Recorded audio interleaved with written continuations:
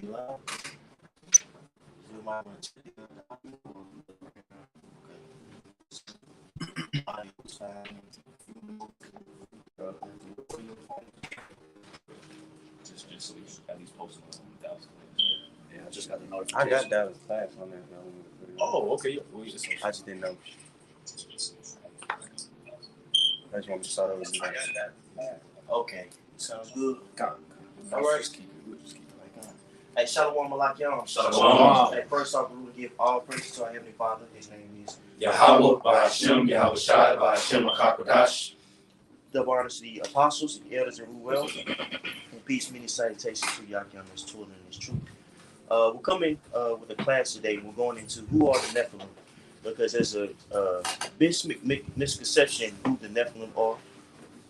You know, a lot of people say they're fallen angels. They came down and had sex with the Son of Man, which that would be incorrect. So without further ado, let's go ahead and just dive into it. We'll grab a couple of precepts and let's just get it going, okay? Genesis 6. Go ahead, Malak. This is Genesis 6, starting from the top at verse 1. And it came to pass, when men began to multiply on the face of the earth, and daughters were born unto them, the sons of God saw the daughters of men, that they were fair. And they took them wives of all which they chose. Okay, so according to conventional knowledge, there were some giants that were fallen angels, right? That went and had sex with some women that they thought that they was fine. Okay, let's keep going. We're going to just spell it real quick. Verse 3. And the Lord said, my spirit shall not always strive with man, for that he also is flesh. Yet his days shall be 120 years. There were giants in the earth in those days. And also after that, when the sons of God came unto the daughters of men, and they bare children of them, the same became mighty men, which were of old, men of renown. Okay, we can stop right there now. If you look up that word, this word, Nephilim, it goes to Napaliali, which means literally giant. You know, now if you go to the root word of this, it goes to Napal, which means to fall, to lie, to be cast down, to fail. So right there, people will conclude, well, these are aliens that were kicked out of heaven, and that's grossly incorrect. That's not right. But we'll keep on reading. Well, actually, we'll go to where it says the sons of the renown, and look that up. All right, now if you look up when it says the sons of renown, let's see, let's keep going down in this one particular one. Or actually, the man of renown. Excuse me. You have a precept? Yeah, just kind of going on what you're saying, but you can get your point first, though. Okay. And it goes to Ayash, which is man, and Shem, which goes into, it literally translates over to the man of the name. What is that name? That name is Yahweh by Yeshem Yahweh Shai. So these men of the name are the chosen people, you know, that had the name and the understanding of the Heavenly Father. And what happened is these men slept with the other nations that didn't have the understanding, began to mix and mingle and fail. That's what I call the giants. That's what I call the fallen ones. Okay, to prove that these can't be angels, let's go to Matthew 22, and we'll start at verse 26. But before that, this brother here has a precept. Get it real quick here. I pulled up. Okay, this is the book of Salakia. Okay, this is the book of Sirach, chapter 16. I'll start at verse 6. It says, in the congregation of the ungodly shall a fire be kindled, and in a rebellious nation wrath is set on fire. He was not pacified toward the old giants who fell away, right? That's what Napoleon means. The fallen ones are those who will fall. Like Nepal means to fall. So like when you get that word Nephilim, right, it's really in the Hebrew Napoleon, which is like the fallen ones, or those who have fallen from that stature, right? It says he was not pacified toward the old giants who fell away in the strength of their foolishness. That's what the Elder Mark was going into. What made them fall away in the strength of their foolishness was them mixing and mingling and getting and having marriages with the daughters of men or those who are of the other nations, which the Lord specifically told us not to do. Hey, King Solomon fell into that same snare and trap. You know, when he began to marry on the wives of the different nations and began to follow their gods, same thing happened with the sons of God. You know, that was that point though. The water. I wanted to read this commentary because it's very interesting the fact that they have it correct. And you see that that dictionary right there? Can you look up the word Nephilim? Yeah.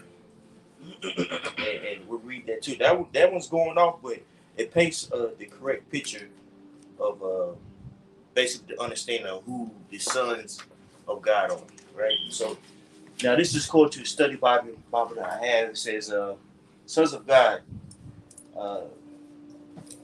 refers to the godly line of Seth, which intermarried with the daughters of men, the ungodly line of Cain. The results of this spiritual mixed marriages brought the judgment of the Most High upon the pre-Melville world. While the term sons of God refers to angels in some passages, Job 1-6, and you go to Job 1-6, that's when they had the council in heavens. So people were mixed into, you know what I'm saying? So there are instances where the sons of man, they all referring to angels. Right. You know what I'm saying? Just for edification, let's pull that. Go to Job 1-6. This, you know, I guess to teach. This is the book of Job, chapter 1, verse 6. It says, now there was a day when the sons of God came to present themselves before Yahweh, and Satan came also among them. There you go. Right there. So those are actual angels. But in this situation, in this instance, it's not talking about alluding to Genesis, the 6th chapter. That's not talking about angels. You have something?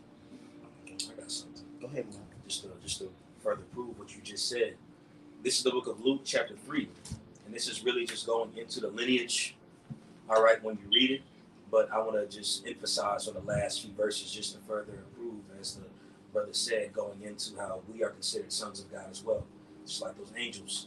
Now, this is the book of Luke, chapter 3, verse 36. And it says, and again, it's just reading down the lineage, so it's an awkward part we're starting, but I can start in the first verse. It says, which was the son of Canaan, which was the son of Arphaxad, which was the son of Shem. Which is that's that chosen line. And that's the spirit, because I was going to have to touch on that in Genesis, the 11th chapter. But we'll get to it again. Okay.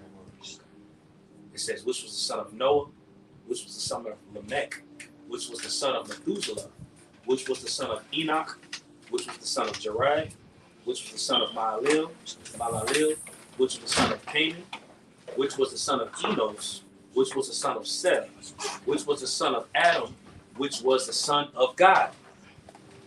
That's right. Read it one more time, Mark. I'm going to read the last verse.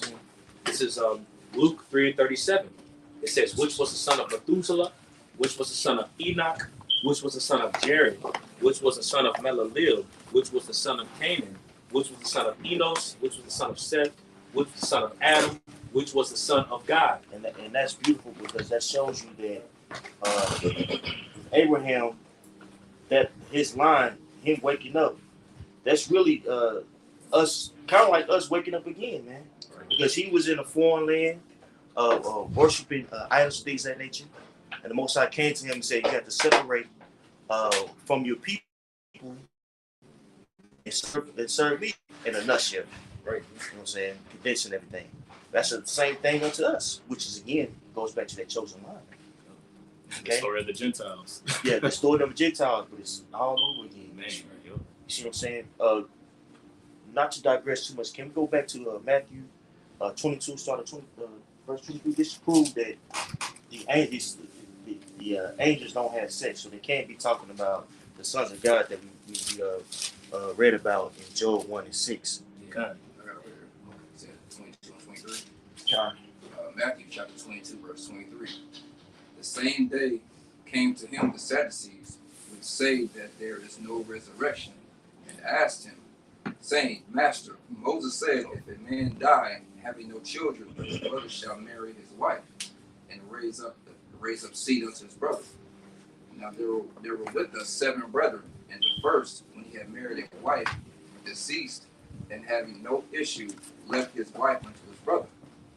Likewise the second also, and the third unto the 7th. And the last of all, the woman died also. Therefore in the resurrection, whose wife shall she be of the 7? For they all had her. So, I'm sorry. This for edification. The Sadducees were a sect of the Israelites of the priesthood, but they implemented a lot of Greek customs into their teachings. So they didn't believe in resurrection.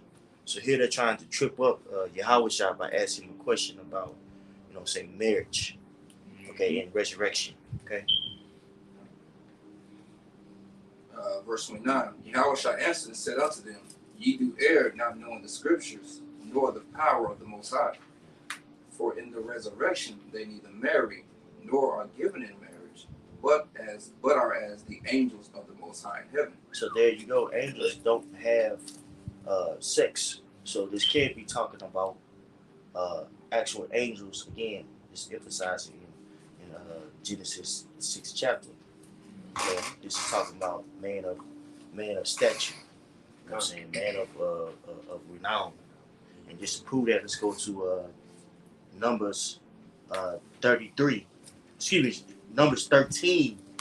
The point is in 33, but we could start at I want to start at a good point.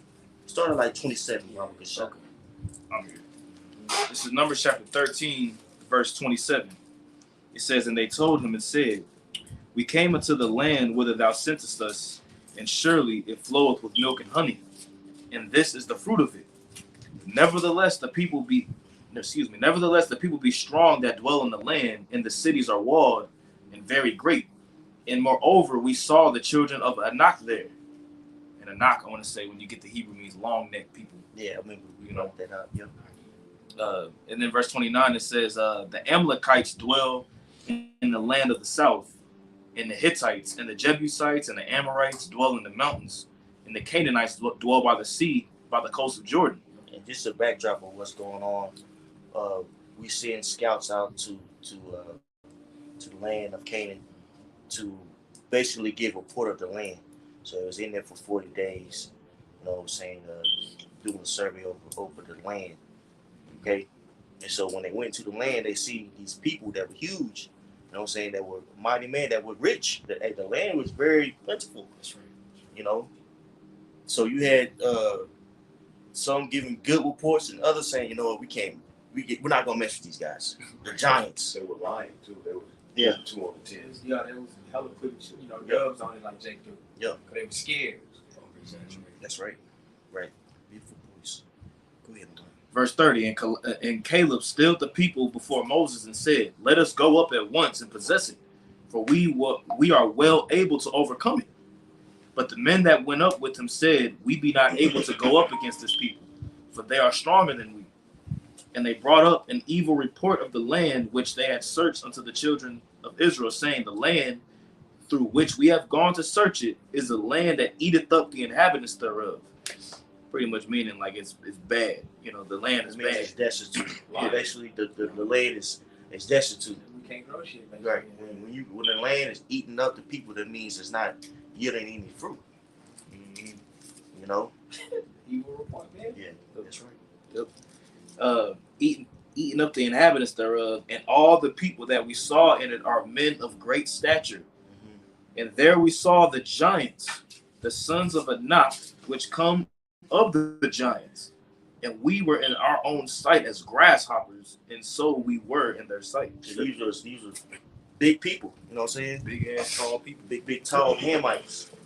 And also you gotta think these were, again, this is emphasizing what it says in Genesis 6th chapter. These was man of renown. This was a very plentiful land, man. Okay, so Jake didn't want nothing to do with this particular people going to war with him. But I'm bringing that out just to show you that word giant is really going into, it goes to the fallen ones, but actually it goes into, again, someone who has high status. Right. You know what I'm saying? Now, the sons of God, it really starts with Adam, if you want to get technical.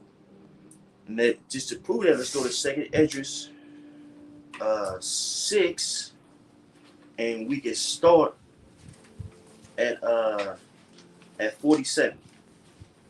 We'll start at 47. There's many times where the term sons of God, the Son of God shows up. Mm-hmm. Just because you see it don't mean it's talking about angels in heaven. They're referred to as the sons of God in certain scriptures. In certain scriptures, if you believe on Yahweh, you're likened to a son of God. Adam was the son of God. Yahweh was the son of God. We are the sons of God. It's all tied to obedience, really. Let's get some chill. You're a son of God when you're truly obedient. What verse you want, bro? In 2nd Esdras 6, like Let's let's start at 47. At 47. Okay. Like, yeah, we'll start at 47. Okay. This is 2nd Ezra chapter 6, verse 47. And it says, upon the 5th day, that thou saidst unto the 7th part, where the waters were gathered, that it should bring forth living creatures, fowls and fishes. And so it came to pass. So this is the Elohim creating the earth, okay? The animals, the creatures. Go ahead. For the dumb water and without life brought forth living things as commanded of the Most High, or of the Elohim for real, that all people might praise thy wondrous works. That's right. This is very, I always found this very interesting because it's kind of, evolution says it's basically the same thing. It's, that life was started in the waters. You know, which shows you that they're really hijacking these scriptures and trying to set themselves up as the, the God, basically. But that's neither here or there. Keep on going. John, it says, and gave us them a charge to do, Salakia, verse 45. Oh, no, yeah, I'm tripping. It's 48. My bad, y'all. Verse 48.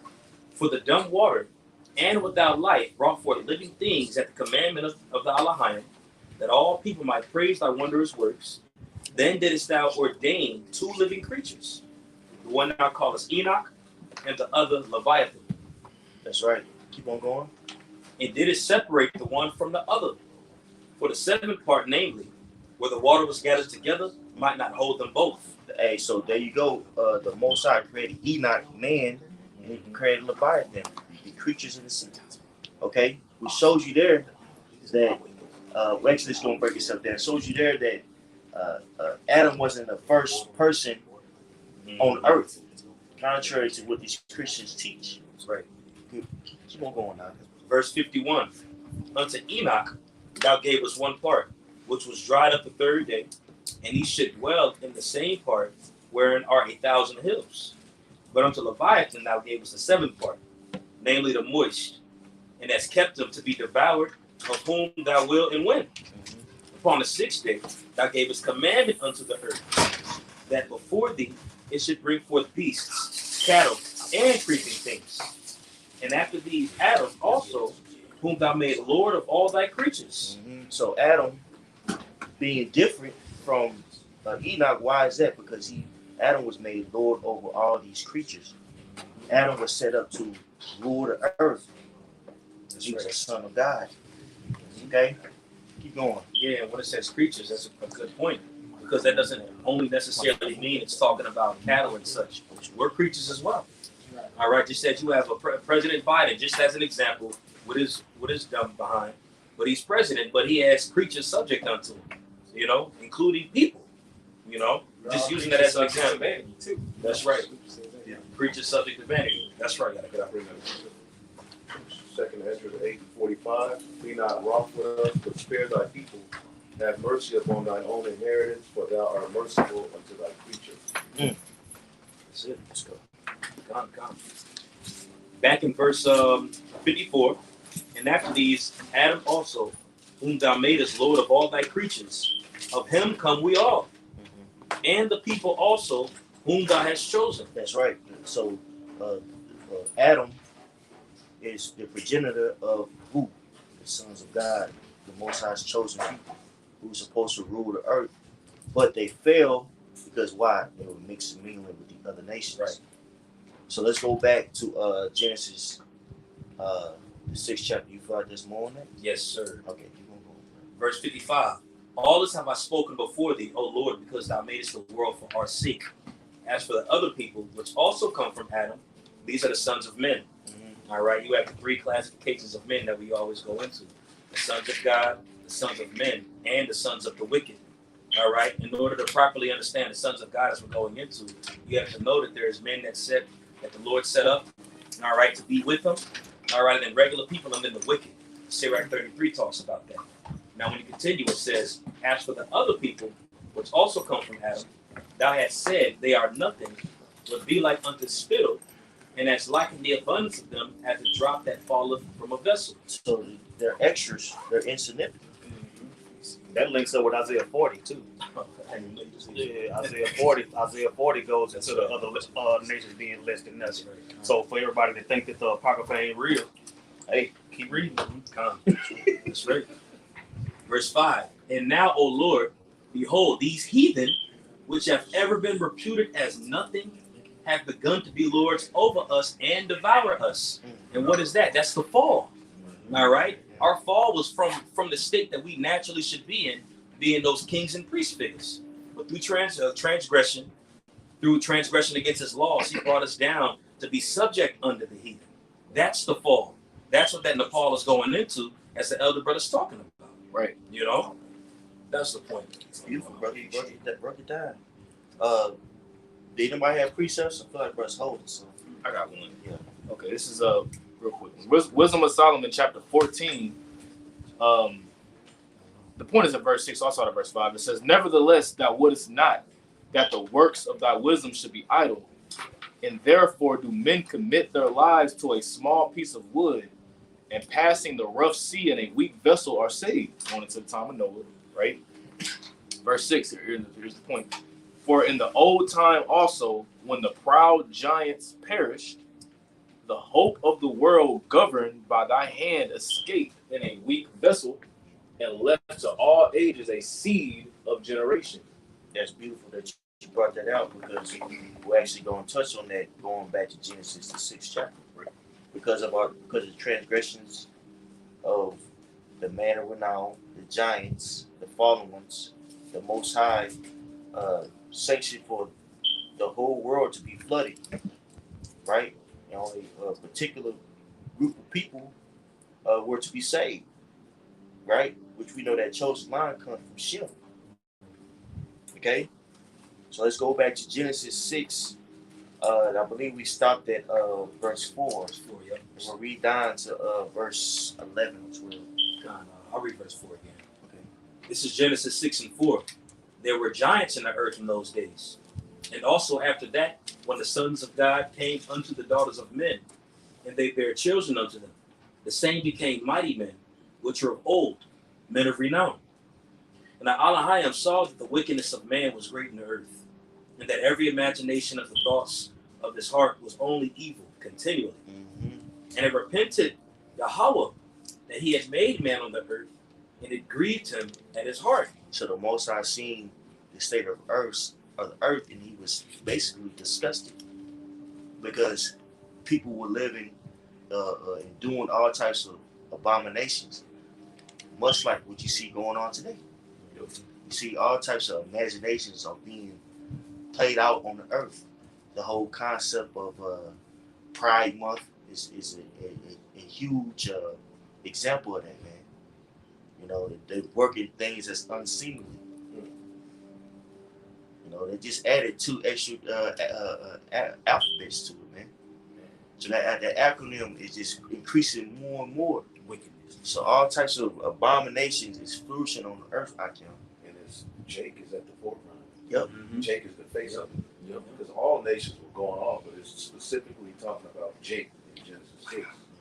So just imagine what they would do. Yeah. I was what's that movie, Green Pastures? It'll give you a good visual. You know what I'm saying? Because it showed the Lord actually having that conversation with Noah about what's going on earth. And Noah giving him the scoop, and he like, yeah, I might go on and handle that. You know what I'm saying? So if you want a visual for it, look up Green Pastures. You know, it's all Jake cast. Yep. Hey, this brother has the definition of Nephilim in the Compact Dictionary, Bible Dictionary. Go ahead and read it out. It goes off, but just edifying. You know what I'm saying? I got Yeah. It says Nephilim, fallen ones, the offspring of marriages between the sons of God and the daughters of men. And they reference Genesis chapter 6, verse 4. And it says the word Nephilim is translated as giants by the KJV and in KJV, referencing Genesis 6 and 4 again and Numbers 13:33. The brother already brought out. It says some scholars believe the Nephilim were descended from famous rulers, outstanding leaders, and mighty warriors. That's right. That's So it. we had the understanding. We had the scoop, man. We were that peculiar people. But what happened? These women, man. Same thing with Adam. That woman, Solomon, that woman. You see what I'm saying? We get on, we get some females, and we fall off. You know? Be among the heathens, get lax. I looked up that word renown in verse 4. Kind. Yeah, it's a Shem. Shem. Yep. Yeah. So if we read it, it means Ayash Shem, man of the name. Man of the name. Reputation, fame, glory, the name as designation of the Most High. Memorial, monument, name. Right, everything. All of that. Authority, yeah. Yep, reputation, fame, and glory. Men of renown, right? Famous men. You know? That's it. Men. Rulers, yeah. And righteousness. Yeah. The proof is man, and when you read in Genesis 6, it literally says, man is but flesh. That's it. Man. There you go. Reading is fundamental, baby. Yep. That's right. That's it on that, because if you keep on reading, it's gonna start tripping. Yeah. It's gonna start tripping. Yeah, kick the balls out. Yeah, that's right. Let's go back to Genesis. No, it's all right. This is back in the book of Genesis, the 6th chapter. I left off in Verse 6. It says, and it repented the Lord that he made man on the earth, and it grieved him at his heart. And the Lord said, I will destroy man whom I have created from the face of the earth, both man and beast, and creeping thing, and fowls of the air, for it repented me that I have made them. But Noah found grace in the eyes of the Lord. These are the generations of Noah. Noah was a just and perfect in his generations. And how was he just and perfect? Because he he had the understanding, the wisdom of Yahweh Bashim Hashani. He walked in it. You see? So Noah is very, very important, you know, in the furthering of the sons of God. The priesthood. Okay? That's right. Keep on going. God. And Noah walked with God, meaning he walked in the spirit. You know, It's like Enoch. Right. And Noah begot 3 sons, Shem, Ham, and Japheth. The earth was also corrupt before the Elohim, and the earth was filled with violence. That's right. So the earth was corrupt and filled with violence. Again, we see this going on now. Every week there's a school shooting, and people are desensitized to it. You know, kids can get shot up. You know, whether or not it's plotted by the elite or whatever. There's actually people out there that's dying, man.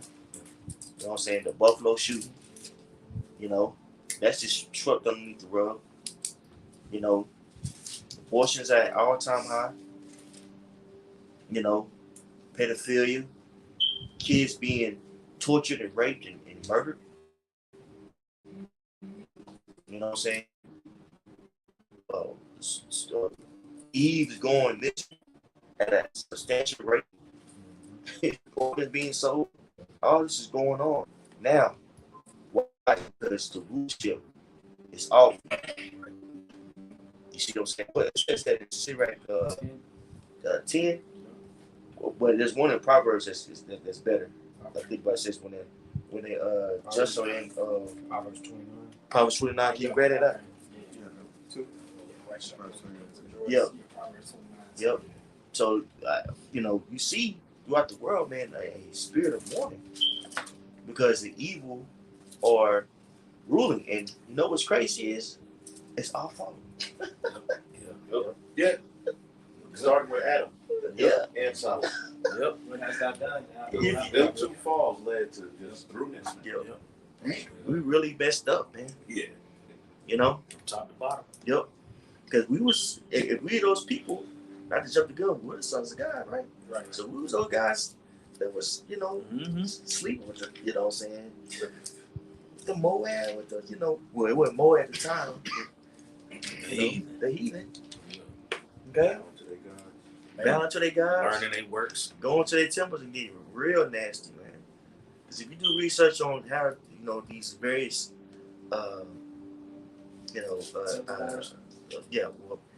these various idols, in order for you to worship these idols, you have to, like the priest, the brother said, you have to have sex with the temple holders, man. And all types of unseemly things was going on in there. And that, what did that cause? That caused a decadence to flourish. Orgies and stuff. Yeah. Oh yeah, orgies, man. Say into anything and everything, man. Tossing it, whatever you want. We do it now. Yeah. The Proverbs.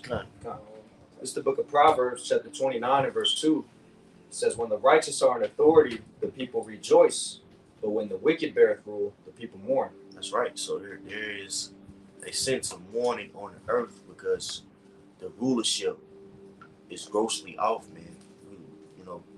It says in Job 9:24 that the earth is given into the hands of the wicked. He covers up the faces of the judges thereof. It's not aware who is he. We understand that Esau, Edom, was able to rise to the top because he wasn't following after the law, statutes, and commandments. Okay? So we know that the Most High, right, and reinstate the earth with Shem, Ham, and Japheth, but there was only a chosen seed in which the Most High was dealing with, which is Shem. Now to prove that, let's go to Genesis, the 11th chapter, and we'll start at verse 10. Okay. Real quick though, when you get Genesis 9, it says, "Blessed be the Lord God of Shem." Just get that too. Okay. First. Why? That's because you should say, "Blessed be the Lord God of Japheth." Blessed be the Lord God of Ham. So, I got it right here. This is Genesis chapter 9, verse 26. And it said, "And he said, Blessed be the Lord, God of Shem, and Canaan shall be his servant." That's it, bro. That's it. So let's jump to Genesis 11. Genesis 11. Let's start at verse 10. Genesis 11 and 10, it says, "These are the generations of Shem. Shem was 100 years old and begot Arphaxad 2 years after the flood. And Shem lived after he begot Arphaxad 500 years and begot sons and daughters. And Arphaxad lived 530 years and begot Salah." and I want to say this: when you hear that they got sons and daughters, they have a lot of people. Right? The scriptures just focus in on particular. Those sons and daughters are still. They count. Yeah, they count. Sons and daughters of God at the end of the day.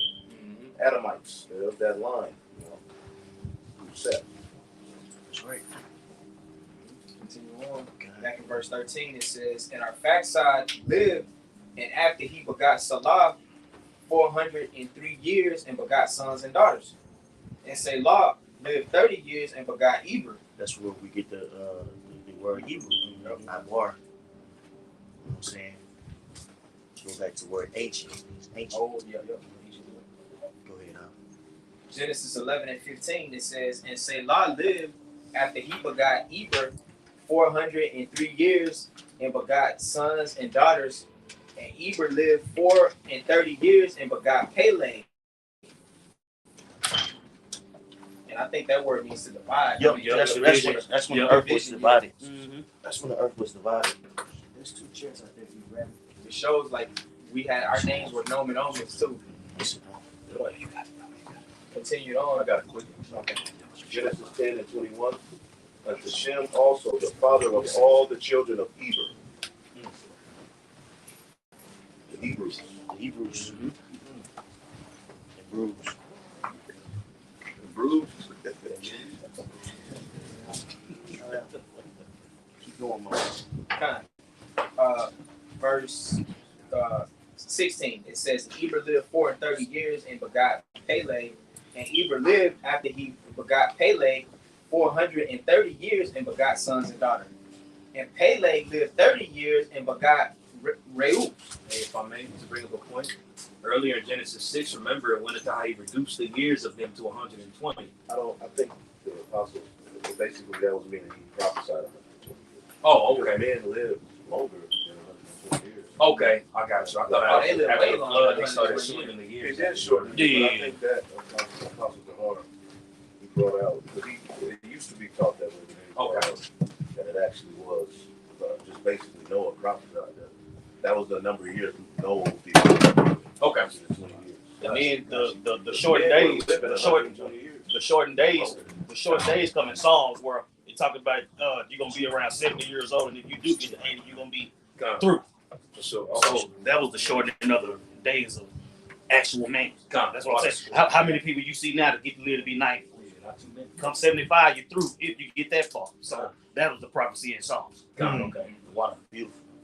Hey, Malak, can you jump down just for a second time? Yep. Can you jump down to verse 25, Baba Kashan? This is Genesis 11 and 25. It says, and Nahor lived after he begot Terah 119 years and begot sons and daughters. And Terah lived 70 years and begot Abram, Nahor, and Haran. So boom, there you go. Here goes Abram coming on the scene. Okay, which we know later is going to be his name is going to be called Abraham. So the Most High spoke unto Abram and told him, look, you have to separate, right?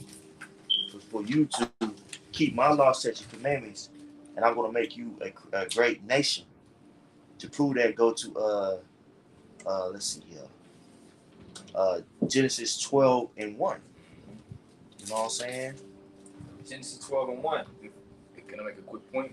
Because even at that time where, Abraham, Terah, Nahor, Haran, they were all worshiping idols. All of them. They were worshiping other gods at that time. Actually, Nahor actually means snoring, to be asleep.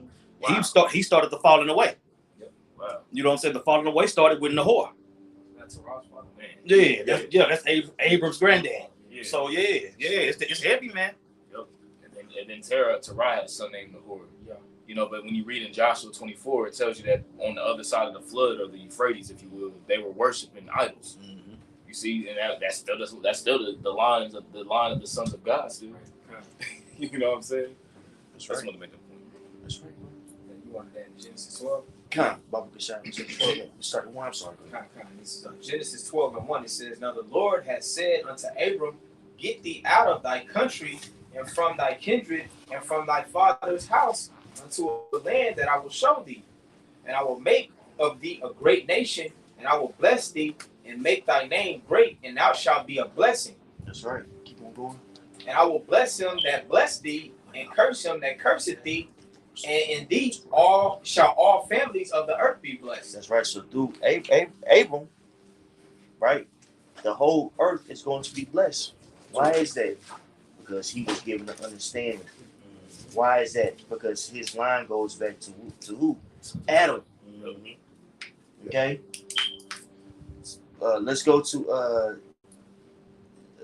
Genesis 17. Let's see here. Go to Genesis 17 and start.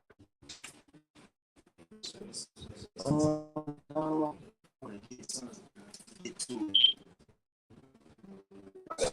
Okay, go ahead. Sirach 49 and 16. Shem and Seth were great in honor among men, and so was Adam above every living thing in creation. Can you read that again, Squan? It says Shem and Seth were great in honor among men, and so was Adam above every living thing in creation. There you go. Just emphasizing again who's the sons of God are. Okay. Did you have something? No. Let's go back to let's go to Genesis 17, and we'll start at verse. Let's start at verse 5. This is Genesis chapter 17, verse 5. Actually, start at 1. Genesis 17 and 1, it says, and when Abram was 90 years old and 9, Yahweh appeared unto Abram and said unto him, I am the almighty power. Walk before me and be thou perfect. And I will make my covenant between me and thee, and will multiply thee exceedingly. Mm-hmm. So there you go. Yahweh by Hashem Yahushua made a covenant with Abram. Right? And that covenant was basically endowing him with the understanding, that breath that Adam had. Okay? Keep going now. Verse 3, it says, verse 3, and Abram fell on his face, and the Most High talked with him, saying, as for me, behold, my covenant is with thee, and thou shalt be a father of many nations. Neither shall thy name any more be called Abram, but thy name shall be called Abraham. For a father of many nations have I made thee, and I will make thee exceeding fruitful, and I will make nations of thee, and kings shall come out of thee. So kings should come out of thee. And who's those kings, Akian? Israelites. The Israelites. Nation and kingdom of priests. That's right. I got that on deck. Deuteronomy 76. Okay. You want to shut the door?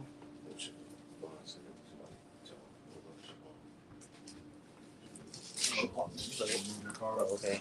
Okay. You want me to continue on this? Yeah, Deuteronomy 7 and 6. This is the book of Deuteronomy, chapter 7, verse 6. For thou art an holy people unto the Lord thy God. The Lord thy God hath chosen thee to be a special people unto himself, above all people that are upon the face of the earth. That's right. So the Most High sanctioned it, made a covenant with Abraham that he was going to multiply his seed, and this seed was going to be great. You know, and this is us going and establishing ourselves in the land of Canaan. Okay? With us establishing ourselves in the land of Canaan, we were to do what? Follow after the law, statutes, commandments, keep the way. But you know how we get down. Don't stop. We don't stop. Don't stop. Get it. You know what I'm saying? Don't stop. So we decided to. When we went to the land, we didn't kill all the various Hamites, but we began to mix and mingle with them. That's right. Brothers reading Deuteronomy 7? Yeah. Oh yeah, we start up. What you're going into, when you start up by verse 4 and 5, it goes into what you're saying. Oh, beautiful, man. The water for that. The water for that. She was in the same chapter. You know? Ain't nothing cool. Yeah, you can start at 1. It goes into exactly, it gives the various Hamites. Read verse 1. Yeah, it is. Start at 1. Okay. Sure. This is Deuteronomy 7 and 1. When Yahweh thy God shall bring thee into the land which thou goest to possess it, and hath cast out many nations before thee, the Hittites and the Girgashites, the Amorites and the Canaanites, and the Perizzites, and the Hivites, and the Jebusites, 7 nations greater and mightier than thou. And when Yahweh thy God shall deliver them before thee, thou shalt smite them and utterly destroy them. Thou shalt make no covenant with them, nor show mercy unto them. Neither shalt thou make marriages with them. Thy daughter thou shalt not give unto a son, nor his daughter shalt thou take unto nor his daughter shalt thou take unto thy son. So we had clear instructions from Yahweh Bashim Shah to annihilate the Hamites, the various Hamites. But, we mixed and mingled with them. It talks about that actually in Psalms 106. Can we grab that, Papa Shah? Let's get that in Psalms 106.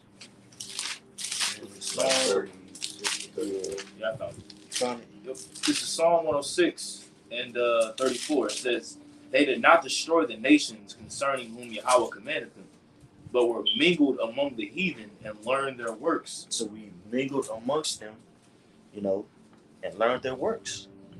We took after we took their daughters, you know. About to go into it. We gave them our daughters, right? Yep. We made a covenant with them, which was a clear violation of what Yahweh Bashim sanctions us to do. That's right.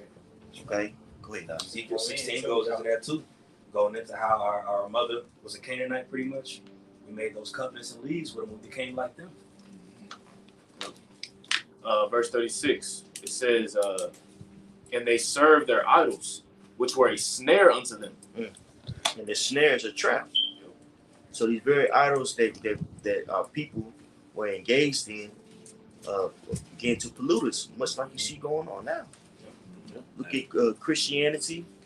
You know what I'm saying? Gives you has given our people a very docile, you know what I'm saying, and simple mindset. A trap is designed for you to fall. Right. Hence the fallen ones. You know what I'm saying? We fell into a trap. The sons of God fell into a trap. You know what I'm saying? You got to repent to get out of that mud. That's right, brother. All the way to this day. Yeah, you know. So That's right. That's right. and understanding that is huge, because you got a lot of people that's getting jacked up and don't know why. You know what I'm saying? So, hey, Straight up, they don't know. yeah. Also, too, in that Ezekiel 16, with the mothers of Canaanite, it really goes into pretty much the nativity of the nation of Israel being pretty much in the land of Canaan. That's what that's going into. Just for edification. Okay. You know what I'm saying? Right on. Verse 37, it says, they sacrificed their sons and their daughters unto devils. It's that worshiping Molech. Right? Mm-hmm. And hey, don't you see we see that going on today? Man. We see you know, the number one proponent for abortions are who? Our people. The so-called Negro, Latino, and Native Americans, chiefly Eve, the so-called black woman, man. Which is really, in a lot of ways, worshiping an idol. That's it. Okay? Worshiping Molech, but it's talking about that in Matthew the 6th chapter. Mammon. Because they're saying, oh, I'm doing it so I can further my career. Okay? Yep, kids can serve God's mammon. Go ahead, up. Oh, I'll read to verse 39. It says, and shed innocent blood, even the blood of their sons and their daughters, whom they sacrificed unto the idols of Canaan. And the land was polluted with blood. Verse 39. Thus were they defiled with their own works and went a-whoring with their own inventions. That's right. So, just like it says, the imagination, loosely paraphrasing in Genesis, work of strength. You see that going on in the nation of Israel when we entered into the land, and because of that, what happened? The Most High sent us into captivity. Okay. Yes. No, it's all good. That was it on that part. That's right. And so the Most High send us, the fallen ones, right, the true Nephilim, into captivity. Real quickly, Hosea 1:9. Everybody, we all know this, right? Right. It's Hosea 1:9. Then said the Most High, call his name, Lo Ami, for ye are not my people, and I will not be your power. Yet the number of the children of Israel shall be as the sand of the sea, which cannot be measured nor numbered. And it shall come to pass that in the place where it was said unto them, ye are not my people, there it shall be said unto them, ye are the sons of the living power. And how was this? How we standing on our feet, Akim? Through the spirit of Yahweh, shining last days, be important unto us, obedient. What is the main factor though? What I'm getting at? Who is the main factor? Yahweh sacrifice. Right. That's why Yahweh Shai is so important. Okay? That's why he's so important, man. Because he gave us this, he came back, died for us, gave us this knowledge. See what I'm saying? Hey, real quickly, 2nd Ezra 7, and we'll start at Let's see. We'll start at 28. Start at 28. Actually, yeah, 28. 2 Ezra 7:28. For the Most High loveth none but him that dwelleth with wisdom. No, that's second Ezra 7. No, that's all good. Take your time, man. I got a hell right here. You got it, brother. This is second Ezra 7:28. It says, "For my son Yahushai shall be revealed with those that be with him, and they that remain shall rejoice within 400 years.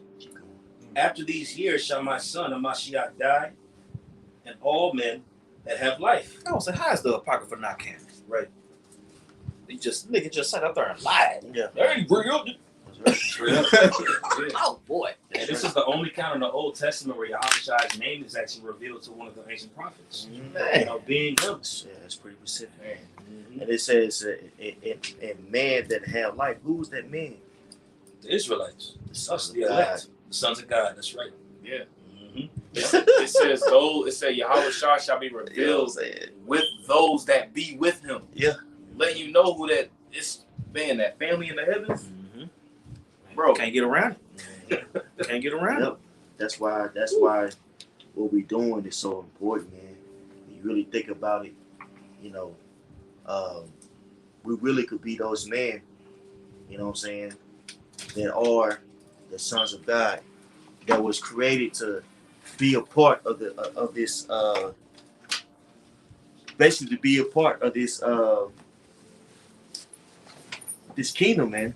The kingdom of the Heavenly Father. You know, to rule with Yahweh Shai. Okay? Let's go to Ephesians 1. 1 and start at 4. Actually, let's start at 3. Yeah, let's start at 1. Start at 1. Hey, he talking to the sons of God. Yeah. Let's start at 1. You got it. Come over, read. Ephesians 1. Okay. Ephesians 1. There you go. This is the book of Ephesians, chapter 1, verse 1. Paul, an apostle of Yahushua Mashiach, by the will of the Most High, to the saints which are at Ephesus, and to the faithful in Yahushua Mashiach, sons of God. Mm-hmm. Grace be unto you and peace from God our Father and from the Lord Yahushua Mashiach. Blessed be the God and Father of our Lord Yahushua Mashiach, who hath blessed us with all spiritual blessings in heavenly places in Yahushua, according as he had chosen us in him before the foundation of the world, that we should be holy. So we were chosen for the foundation of the world. Before. It's your true origin. That's your true origin. Yep. We were helping like create the earth. Sons of God. That's it. That's what I'm saying. And the sons of God were given to Yahweh Shai as a reward for obedience. That's right. You know what I'm saying? Yeah. So to be one of those spirits, man. Hey, this is something to fight for. Yeah. You know. God. 1 John 3 and 2, 3 and 1. Behold, what manner of love the Father hath bestowed upon us, that we should be called the sons of God. Therefore the world knoweth us not, because they knew him not. Beloved, now we are the sons of God, and it doth not yet appear what we shall be. But we know that when he shall appear, we shall be like him. That's right. For we shall see him as he is. That's right. That's it. Hey, so when Yahweh Shai comes back, we're gonna get that glory, man. A lot of people that's call themselves Israelites, right? They don't understand. I don't know why we say that that's calling themselves like they ain't Israelites. But a lot of people that's call themselves priests of Israel. That'd be a better description. Right. They don't understand what they're a part of. They're trying to shine on this side, and that's why we're deemed as the bum camp. You know, the guy from ISUPK. You know, he was making fun and say, "Oh, you talking about the guys with the multicolored garments? They got white boys in their camp. They did say that. They look at us as if we're filth." But they don't understand that the Most High is dealing with us on a very, very intimate level. Why is that? Because of the knowledge that we was bestowed. And if you want to get technical, this knowledge was bestowed unto us from the foundation of the world. That's right. We were chosen to do what we're doing right now. Yep. So the Lord's revealed his secrets to his servants, the prophets. You know what I'm saying? And when you go into that word secrets, I can't think of the Hebrew word, but it goes into an intimate conversation. Really? Yes. An intimate conversation with Yahweh Hashem Yahushai. He revealing his secrets to his servants, the prophets. That's right. If those secrets haven't been revealed to you, you're gonna look at it different. But when they have been revealed to you, you finna push it. You see? That's why I say brother in the scripture too, because that brother makes it personal. You don't say everybody or you. He said brother. Right. Hey, That's a personal thing. Hey, that's why Yahweh Shai said that I call you my friend. John 15. Yeah. John I 15. call you no more servants, but I call you my friend. You know, so you don't tell your servants what you got going, but you tell your partners. Yeah, that's right. I was, that makes me think. You said the multicolored garments. It makes me think about Joshua, the multicolored coat, Joseph. I was thinking that too. and how his brothers hated him. Yeah, that's spiritual. That's heavy. Because that love that Jacob had for him. So Yo, that's heavy though. That's really a good ass point. Yeah, that's very same heavy. type of this thing hate from the brethren, but it was needful for us to suffer that hate for the sake of the whole nation to be restored. Right. We understand that the Most High is doing it for a reason. Yeah. And as the drought comes in the spirits, where they gonna come to eat? They gonna come to us. Yeah, that's a good point. In the midst of Egypt. Woo! That's a lesson. That's a lesson. That's a lesson. I'm about to call him fool like it was. Say fool. Right. That's a lesson. Hey, but we can finish this in Ephesians and that's it, man. Okay. Come on, keep going. Come on, buckle the shirt. Come. This is back in Ephesians chapter 1, verse 4. According as he hath chosen us in him before the foundation of the world, that we should be holy and without blame before him in love, having predestinated us unto the adoption of children by Yahweh Shai Mashiach to himself. That word adoption is very important too, by the way. I wanted to look it up. Excuse me, just for edification. Play it. Strong's G 5206. We are Thesia. We are Thesia. Adoption as sons. That relationship which the Most High was pleased to establish between himself and the Israelites in preference to all other nations. That's what I'm saying. What are you gonna do with that? What you gonna do with that? It says that in Romans, the 9th chapter also. Yep. To whom pertain the adoption. That's what I'm saying. That's what I'm saying. That adoption is just like the redemption. Yep. You see, to be able to go get somebody and bring them back to the crib. You know what I'm saying? Yeah. Go ahead. Hey, when you go into the curse in Deuteronomy 28, y'all brought it out of the camp. It says, no man shall redeem you or buy you. Yahweh Shai had to die and resurrect and be risen to be immortal in order for us to be brought back and be redeemed. Right. You know? I'll bring out a precept. Of course. Romans 5 and 8, I'm going to read 18 and 19 in NLT. It says, yes, Adam's one sin brings condemnation for everyone through that line, which the whole world's fucked up when we off. When the sons of God are not in their rightful position of everything something. So yeah, everyone, but it's really talking about that line, that lineage. It says, yes, Adam's sin brings condemnation for everyone, but Hamashiach's one act of righteousness brings a relationship with God and a new life for everyone. Because one person disobeyed God, many became sinners. Commandment was given unto Adam, that was the breath of life. Just like we just read in what was that, Revelation, where it said after 3 days and a half, spirit of life. That's that same breath of Adam. There was a point where Adam was just walking around without, but he got the understanding. We're partaking of that same breath, you know, but it's through a new high priest in the heavens. Right? Because Adam was the first priest on the earth. That started that family line of priests. But it says, because one person disobeyed God, many became sinners. But because one other person obeyed God, many will be made righteous. That's through Yahweh Shai. As Adam failed, as Solomon failed, as Yahweh Shai, he was obedient. He got it right as the Son of God. brought up a good point going into how Adam walking and then received the breath. It made me think about Yahweh Shai. You know, his 30th year when he was baptized by John, it says the Spirit descended down into him like a dove, like the breath. And when God descended, he walked and lived his life, but then he was upgrading the Spirit by that breath. You know, just came to mind when you said that. That's right. That's right. Beautiful points. I'm gonna finish this one right here. Back to that word adoption. Now the second definition, the nature and condition of the true disciples in Mashiach, who by receiving the Spirit of God into their souls become sons of God. Okay. So it's always going back to that lineage. We can go ahead and read that and we'll finish up. Come. Back in Ephesians 1 and 5, having predestinated us unto the adoption of children by Yahweh Shai Mashiach to himself, according to the good pleasure of his will, to the praise of the glory of his grace, wherein he had made us accepted in the beloved. That's what I'm saying. It's like being adopted by a family member. Yep. You know what I'm saying? Something happened to your parents, another family member will step in to raise you and actually adopt you. You know what I'm saying? Go through that whole process. You know, that's another reason why they call Yahweh Shai the Father. You know what I'm saying? Yeah. Abraham redeemed Lot. That was a redemption when he got it. You know? That's right. You got Mordecai and Esther. The same thing. There you go. Abraham wanted to adopt Eleazar and make him his servant, or to make him his heir. Yep.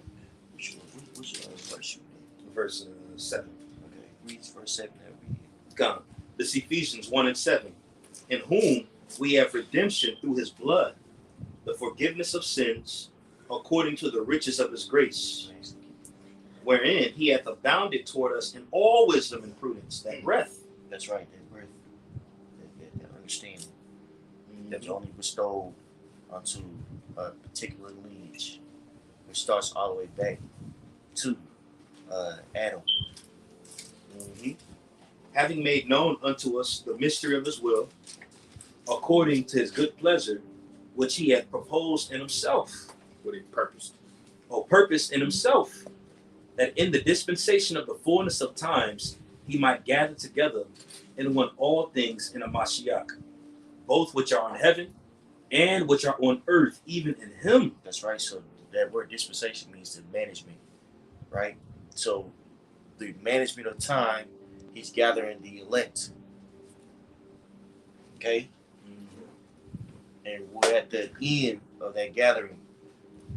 See how Shai's about to return and he's about to redeem his brethren.